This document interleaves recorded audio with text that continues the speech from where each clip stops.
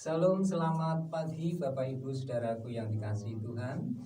Kita berjumpa kembali dalam ibadah secara online ini. Kita bersyukur kepada Tuhan karena Tuhan senantiasa memberikan kesempatan buat kita. Sebelum kita masuk lebih jauh lagi di dalam, kita akan berdoa terlebih dahulu. Mari kita tundukkan kepala.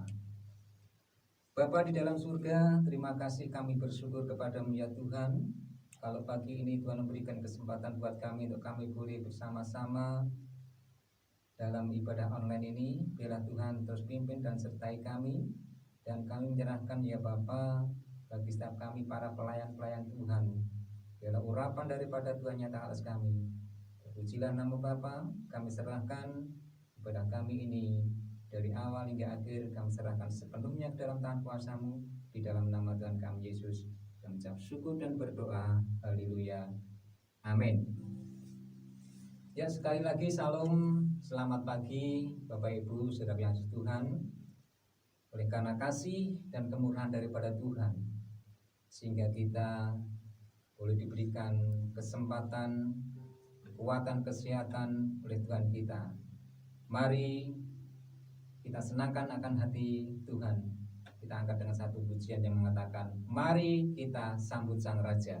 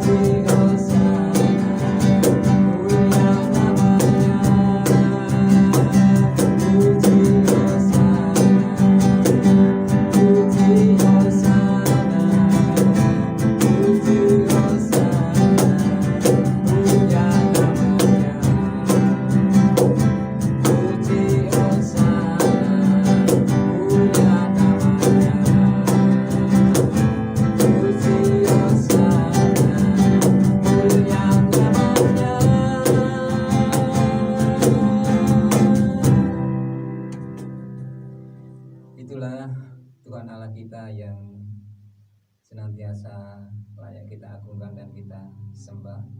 Sebentar lagi kita akan diberkati dengan satu pujian atau dengan kebenaran firman Tuhan Mari kita akan siapkan setiap hati kita untuk kita boleh diberkati kebenaran firman Tuhan pada pagi hari ini. Haleluya, Yesus Tuhan, terima kasih. Kita angkat dengan satu pujian mengatakan, Roh Kudus, Kau hadir di sini.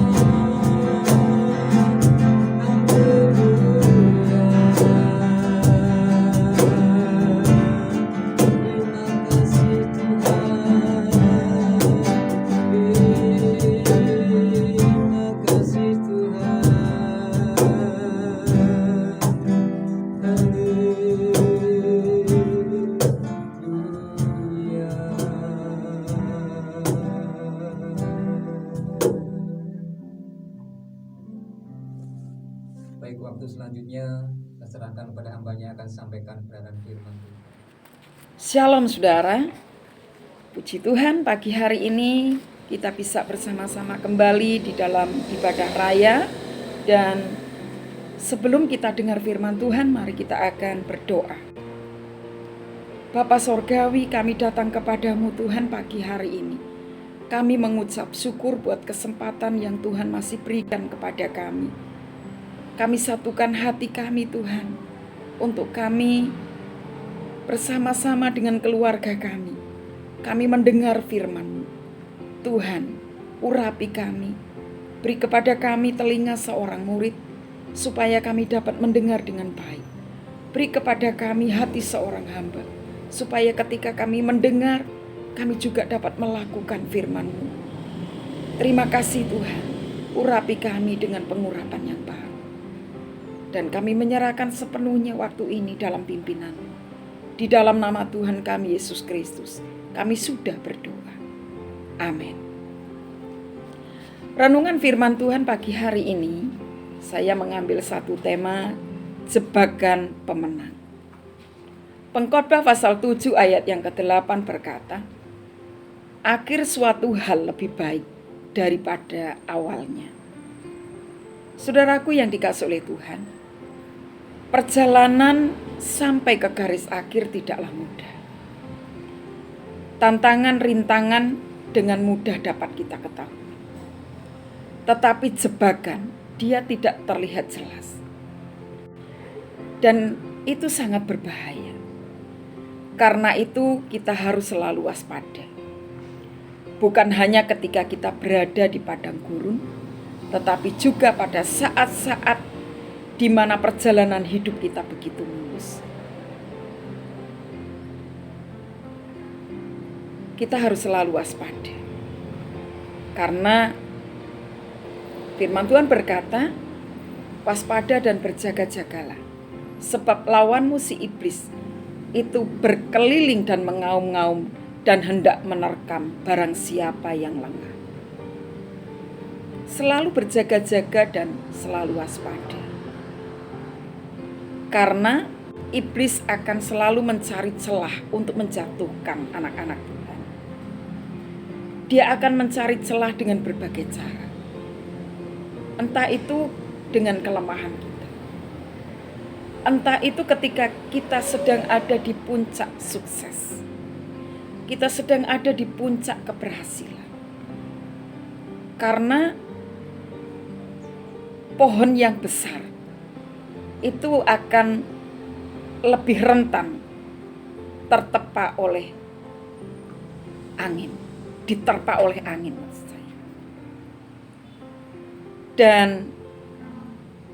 kehidupan seorang anak Tuhan ketika dia sedang berada di puncak sukses, justru itu sangat berbahaya. Maka kita harus selalu waspada dan berjaga-jaga. 1 Korintus pasal 10 ayat yang ke-12 berkata, sebab itu siapa yang menyangka bahwa ia teguh berdiri, hati-hatilah supaya ia jangan jatuh. Yang pertama yang harus kita waspadai adalah jangan sampai kita merasa cukup. Jangan kita merasa cukup puas dengan apa yang ada sekarang. Jangan kita merasa cukup kuat ketika engkau sedang menghadapi masalah dalam hidup. Jangan engkau merasa sanggup mengatasinya. Firman Tuhan berkata, terkutuklah orang yang mengandalkan manusia, yang mengandalkan kekuatannya sendiri. Ketika kita merasa cukup kuat untuk menghadapi hidup ini, kita cukup kuat untuk menghadapi masalah kita, maka cenderung kita mengandalkan kekuatan kita sendiri. Dan dari situlah iblis akan menjebak kita. Belajar dari kehidupan Simson. Simson seorang nasir Allah. Dia telah memenangkan berbagai peperangan, mengalahkan bangsa Filistin, dia bisa mengalahkan dengan tangannya. Dan ketika dia ada di puncak kemenangan, dia terlena. Rupanya hatinya terpaut dengan seorang gadis, terpikat dengan seorang gadis Filistin. Seorang Delila yang lembut rupanya bisa mengalahkan, menaklukkan seorang Simson yang begitu kuat. Dan Simson tidak waspada. Ternyata di dalam kelembutan seorang Delila itu menyimpan misteri, menyimpan kekuatan yang luar biasa yang dapat menaklukkan Simson yang kuat. Dan ternyata dengan seorang Delila Simson ditaklukkan. Simson dilucuti kekuatannya. Simson tidak waspada. Delila adalah musuh dalam selimut. Saudaraku yang dikasihi Tuhan, mungkin hari ini engkau sedang ada di puncak sukses. Mungkin hari ini engkau sedang ada di dalam satu puncak kemenangan. Tetapi tetaplah engkau waspada. Karena iblis tidak akan pernah berhenti untuk mengincar anak-anak Tuhan, untuk menjatuhkan anak-anak Tuhan. Hari-hari ini iblis bekerja dengan luar biasa. Dia berusaha sekuat tenaga. Dia berusaha dengan kekuatannya untuk menjebak anak-anak Tuhan dengan berbagai cara. Maka kita harus selalu waspada. Hidup kita adalah anugerah. Kalau hari ini engkau sukses, itu karena Tuhan. Kalau hari ini engkau diberkati, itu karena Tuhan.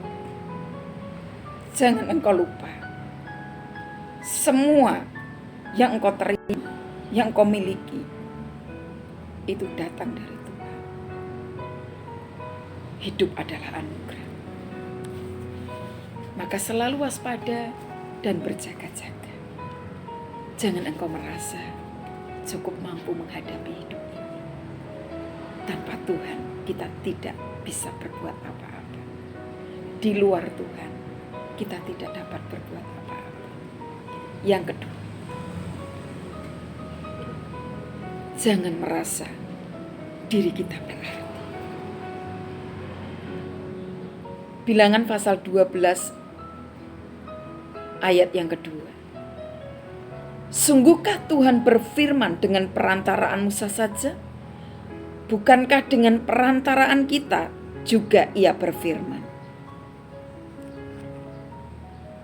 Seorang Harun dan Miriam, mereka adalah orang-orang yang menjadi tangan kanannya Musa. Rupanya Miriam dan Harun tidak setuju dengan keputusan Musa mengambil perempuan Kusi untuk menjadi istrinya. Membuat Miriam dan Harun, dia merasa bahwa tanpa mereka pelayanan kepemimpinan Musa tidak akan sukses. Dan dia berkata, Tuhan bisa berbicara kepada kita juga. Tidak hanya kepada Musa. Disitulah Harun dan Hur. Dia merasa bahwa dia sangat berarti untuk pelayanan Musa. Memang itu tidak disangkali. Tetapi ketika roh kesombongan itu muncul, roh kesombongan itu menyelinap di dalam hati Harun dan Hur, Tuhan tidak berkenan. Selama ini Harun dan Hur menopang pelayanan Musa, menjadi tangan kanannya Musa. Tetapi bukan berarti bahwa Harun dan Hur bisa melakukan sesuatu yang salah. Karena Tuhan berbicara kepada Musa, bukan berbicara kepada Harun dan Hur. Ada roh kesombongan yang menyelinap di dalam hati mereka. Dan Tuhan menegur Harun dan Hur. Mereka kena kusta. Sampai Harun dan Hur menyadari akan kesalahannya. Sehingga Musa berdoa kepada Tuhan, supaya Tuhan mentahirkan mereka. Tuhan mengampuni mereka. Saudaraku yang dikasihi oleh Tuhan, terkadang tanpa kita sadari, ketika kita merasa bahwa keberadaan kita itu begitu penting, baik itu di dalam keluarga, baik itu di dalam komunitas kita, baik itu di dalam bergereja. Tanpa kita sadari sebenarnya roh kesombongan itu menyelinap di dalam hati kita. Dan itu akan menghancurkan hidup kita. Karena kesombongan adalah awal dari kehancuran. Ketika Lucifer sombong, dia ingin menyamai Allah. Maka Lucifer jatuh di dalam dosa. Demikian juga di dalam kehidupan. Ketika kita merasa diri kita berarti dan orang lain itu tidak ada apa-apanya, itu adalah sebuah kesombongan. Ketika kita merasa bahwa kehadiran kita itu sangat berarti dan orang lain kita pandang dengan sebelah mata, itu adalah kesombongan. Maka jangan biarkan kesombongan itu menyelinap di dalam hati kita, menguasai pikiran kita, dan mempengaruhi perilaku kita. Tapi mari kita bersama-sama kita hidup di dalam kerendahan hati. Karena dengan kerendahan hati kita, maka Tuhan akan memakai kita lebih lagi. Yang ketiga, hidup di dalam kekudusan. Bilangan pasal 20 ayat yang ke-12 dikatakan, karena kamu tidak percaya kepadaku dan tidak menghormati kekudusanku di depan mata orang Israel, itulah sebabnya kamu tidak akan membawa jemaah ini masuk ke negeri yang akan kuberikan kepada mereka. Ketika bangsa Israel kekurangan air dan mereka marah kepada Musa, Tuhan menunjukkan bukit batu kepada Musa, dan Tuhan berkata supaya Musa berbicara kepada bukit batu itu, supaya bukit batu itu mengeluarkan air. Tuhan berkata, Musa berbicara, suruh berbicara kepada gunung batu itu. Rupanya Musa terbawa emosi. Dengan amarahnya, Musa memukul gunung batu itu dengan tongkatnya.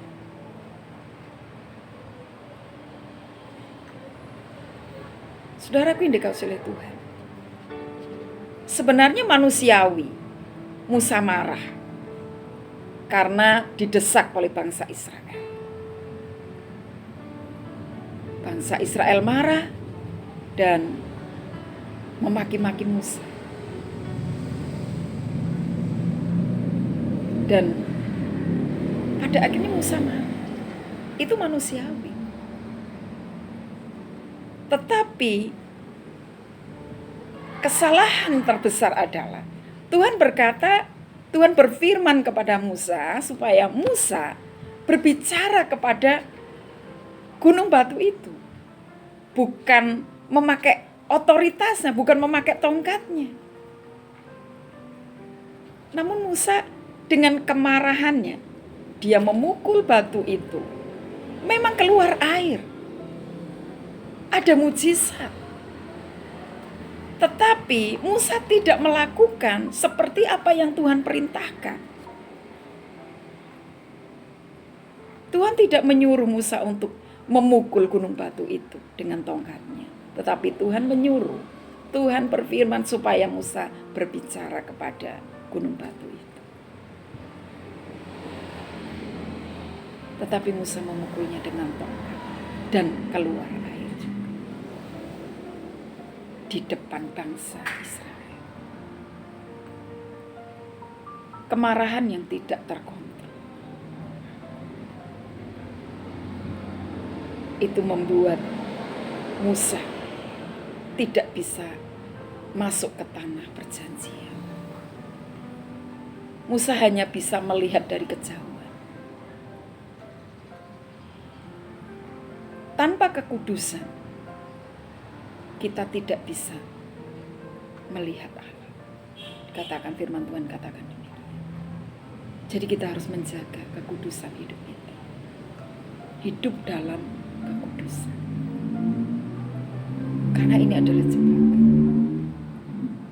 Seseorang bisa begitu mudah untuk melakukan sesuatu yang cemar, baik itu lewat mata, baik itu lewat telinga. Seseorang begitu mudah bisa jatuh di dalam dosa, baik itu dosa perzinahan atau dosa apapun. Kalau dia tidak waspada, iblis itu membuat banyak jebakan. Maka kita harus selalu berjaga-jaga, karena iblis itu selalu mencari celah untuk seseorang masuk di dalam dosa. Yang keempat, terakhir, jebakan yang terakhir adalah tawar hati. Amsal pasal 24 ayat yang ke-10 berkata, jika engkau tawar hati pada masa kesesakan, kecillah kekuatanmu. Tawar hati itu seseorang kehilangan kekuatan, drop, dia lemah dan tidak berdaya, dan bisa kehilangan pengharapan. Maka Tuhan berfirman kepada Yosua, jangan takut dan tawar hati.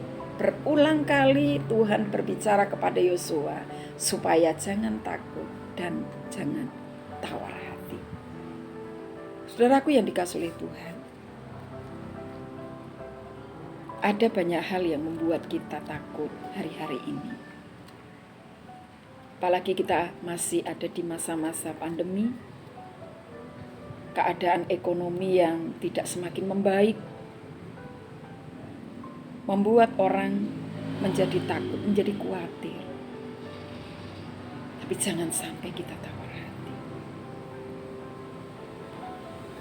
Amsal tadi berkata, jika engkau tawar hati, maka pada masa kesesakan, kecillah kekuatan. Saudaraku dikasihi Tuhan, ketika engkau tawar hati, maka engkau akan kehilangan pengharapan. Maka jangan biarkan engkau larut dengan masalah. karena iblis akan menjebak engkau sampai engkau menyerah kalah. Tapi engkau harus bangkit. Bangkit ketika engkau terpuruk, segeralah bangkit. Karena Tuhan menetapkan langkah-langkah orang yang hidupnya berkenan kepadanya. Apabila ia jatuh, ia tidak sampai tergeletak, sebab tangan Tuhan itu menopang kita. Jagalah hatimu dengan segala kewaspadaan, karena dari situlah terpancar kehidupan. Jangan biarkan engkau masuk dalam jebakan. Selalu waspada dan berjaga-jaga, sebab lawanmu si iblis berkeliling dan mengaum-ngaum dan tidak menerkam barang siapa yang lemah. Tuhan memberkati. Mari kita akan berdoa. Bapa Sorgawi, terima kasih buat kebenaran firman-Mu Tuhan. Firman-Mu mengajar kepada kami untuk kami selalu berjaga-jaga, untuk kami selalu waspada dalam hidup ini, supaya kami tidak masuk dalam jebakan iblis yang akan menjebak kami. Tapi biarlah setiap kami Tuhan selalu hidup dalam kewaspadaan, meteraikan firman-Mu di dalam setiap hati kami. Demi nama Yesus kami sudah berdoa. Amin. Bapak, Ibu, dan saudara-saudara yang dikasihi Tuhan, terimalah berkat dan kasih-Nya. Dan berbahagialah Bapak, Ibu, saudara sekalian yang merenungkan firman Tuhan siang dan malam. Seumpama seperti pohon yang ditanam di tepi aliran air, yang akan menghasilkan buah pada waktunya, yang tidak pernah layu daunnya, dan apa saja yang diperbuatnya berhasil. Terimalah berkat rahmat dan nikmat-Nya. Sinar kemuliaan wajah Tuhan akan menyinari dan menerangi kehidupan Bapak, Ibu, saudara sekalian, mulai sekarang sampai selama-lamanya, dalam nama Bapa, Putra, dan Roh Kudus. Amin. Tuhan Yesus memberkati Bapak, Ibu, saudara terkasih. Amin. Baik, setelah kita diberkati kebenaran firman Tuhan pada pagi hari ini, tiba saatnya kita akan memberikan korban syukur kita. Namun sebelumnya kita akan berdoa terlebih dahulu.